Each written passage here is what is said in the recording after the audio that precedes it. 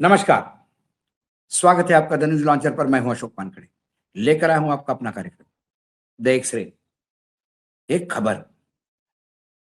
और दिग्विजय जी ने जब मध्य प्रदेश में राज्यसभा के नामांकन पत्र दाखिल करने के बाद कांग्रेस के उम्मीदवार का नामांकन पत्र रद्द हुआ, उसके बाद चुनाव आयोग में एक गुहार लगाते रहे और चुनाव आयोग ने समय निकलते दिया और अल्टीमेटली निर्विरोध रूप से बीजेपी का एक थर्ड कैंडिडेट,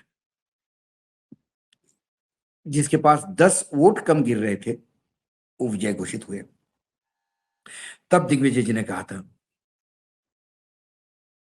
कि चुनाव आयोग भी, जो न्यायपालिका भी बीजेपी के लिए काम करती है। डायरेक्ट आरोप लगाया था।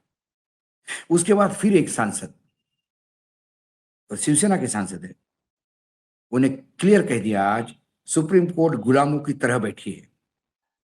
उद्धव ठाकरे के सांसद ने गजब का धोया। अरविंद सावंत तो असली शेर निकले, न्यायपालिका पर ही तीखा सवाल उठाया। क्या मामला है? शिवसेना यूबीटी के सांसद अरविंद सावंत ने राम मंदिर चंदा में कथित गड़बड़ी की जांच कर रही एसआईटी पर भी सवाल उठाए।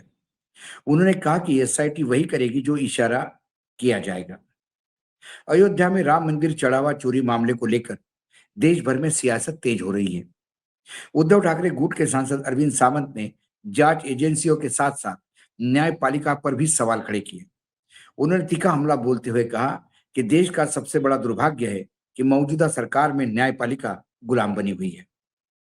शिवसेना यूबीटी सांसद अरविंद सावंत ने मीडिया से बातचीत में कहा कि जिस न्यायपालिका से संविधान की रक्षा की उम्मीद की जाती है, वह अपनी जिम्मेदारी नहीं निभा रही। देश का सबसे बड़ा दुर्भाग्य है कि यहाँ की न्यायपालिका गुलाम बनी हुई है। संविधान की रक्षा कौन कर सकता है? न्यायपालिका। लेकिन क्या वह अपना काम करती है? सुप्रीम कोर्ट की आलोचना करते हुए सावंत ने आरोप लगाया कि वे एक गुलामी की तरह बैठे हैं। उन्होंने स्पेशल इन्वेस्टिगेशन टीम एसआईटी की विश्वसनीयता पर सवाल खड़े कर दिए और आरोप लगाया कि उनका कामकाज स्वतंत्र नहीं है। एक न्यूज एजेंसी से बातचीत में उन्होंने कहा कि क्या आपको इस एसआईटी पर भरोसा है? ये एसआईटी वही तय करेगी जो उन्हें इशारा किया जाएगा और बताया जाएगा। अच्छा हुआ कि रामलला ने न्याय किया। वे जय श्री राम कहते हैं और भ्रष्टाचार करते हैं, लेकिन उन्होंने अपने मुंह पे तमाचा मारा है। बता दें कि शुक्रवार 26 जून को श्री राम जन्मभूमि ट्रस्ट के महासचिव चंपत राय और ट्रस्टी अनिल मिश्रा ने राम मंदिर के लिए मिले दान में कथित गड़बड़ी की नैतिकता की जिम्मेदारी लेते हुए इस्तीफा दिया। ये भी गलत है। उन्होंने कोई नैतिकता का जवाब नहीं, जिम्मेदारी नहीं ली। उनसे बाकायदा ऊपर से इस्तीफा मांगा गया और निर्लज्जता का आलम देखिए, बड़े मुश्किल से इस्तीफा दिया। जिस दिन चोरी पकड़ी गई, उसी दिन इस्तीफा देते और नैतिकता का 1% भी उनके पास होता, तो जिस दिन जमीन घोटाले के आरोप लगे, उसी दिन इस्तीफे देते। जिस दिन संघ में काम करते हुए भी गौशाला हड़पने के आरोप लगे, उसी दिन संघ किनारा कर लेता। लेकिन संघ में भी अब शायद भ्रष्टाचारी होना, ये संघ में प्रमोशन पाने की एक क्वालिफिकेशन हो गया है। अयोध्या में राम मंदिर में मिले दान में कथित हेराफेरी के मामले में एफआईआर दर्ज की गई है।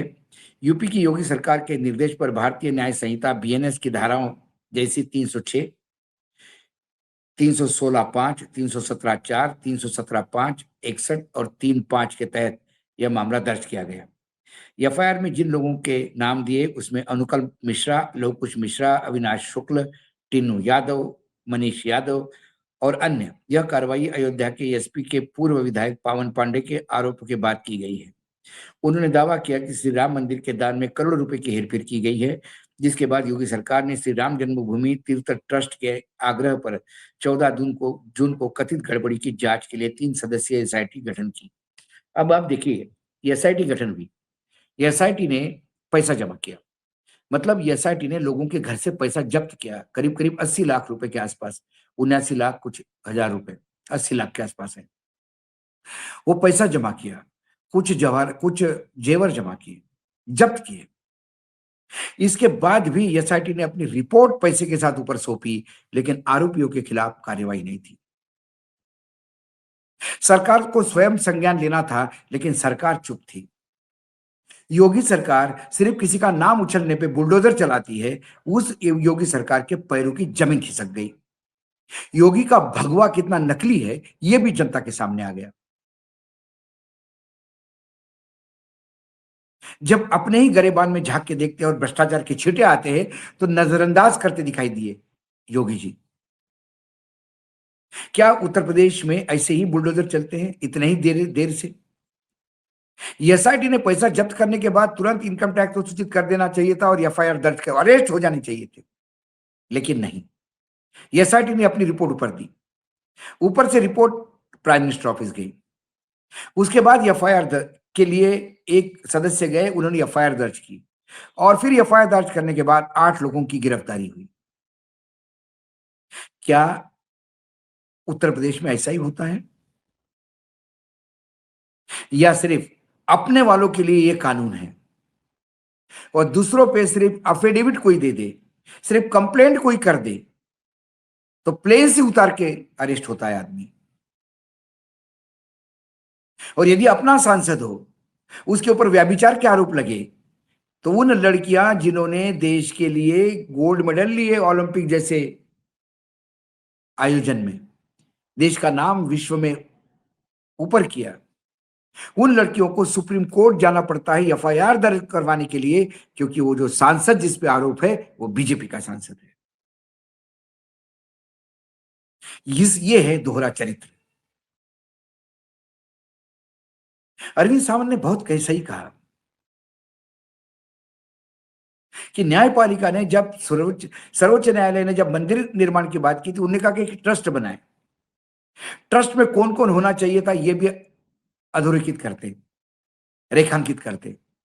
उन्होंने ट्रस्ट बनाने का पूरा जिम्मा पीएमओ को दिया, जो संघ ने पूरी तरह से अपने लोगों को फंसाया। चंपत राय ये दागी आदमी था, ये पहले दिन से लोग कह रहे थे, लेकिन संघ को प्रिय था। शायद जो यहां माल कटा है, जो मलैया खाई गई, उसमें से कुछ नागपुर भी भेजी गई होगी।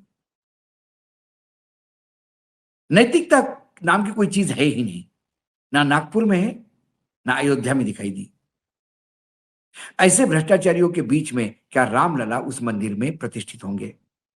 हम तो पहले ही दिन बोलते, मुंह झूठ बोलने के लिए जो लोग खोलते हो, मुंह खोलते ही झूठ बोलने के लिए हो, वो लोग यदि प्राण प्रतिष्ठा में बैठे तो राम तो आने से रहे, क्योंकि मेरे राम सत्यवचनी है।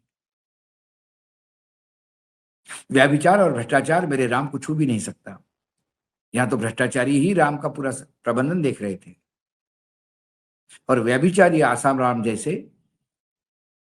उनके लिए रेल कारपेट डाल के वीआईपी दर्शन करवाए जाते हैं पैरोल पे छूटने के बाद। वहां मेरे राम कहा? अरविंद सावंत ने हिम्मत की, हिम्मत करनी चाहिए, क्योंकि हम इस देश के नागरिक हैं और इस देश का संविधान जो है हमने अपने आप को अर्पित किया है, और उस संविधान का कस्टोडियन सर्वोच्च न्यायालय को बनाया है। यदि चौकीदार ठीक से काम नहीं करे संविधान का, तो उसको टोकना ये जनता का काम है, क्योंकि संविधान हमने अपने आप को अर्पित किया है, किसी ने हम पे दया करके दिया हुआ नहीं है। तो ये हमारा संविधान है, इसकी अवहेलना करेगा तो उंगली उठेगी, फिर चाहे न्यायपालिका हो।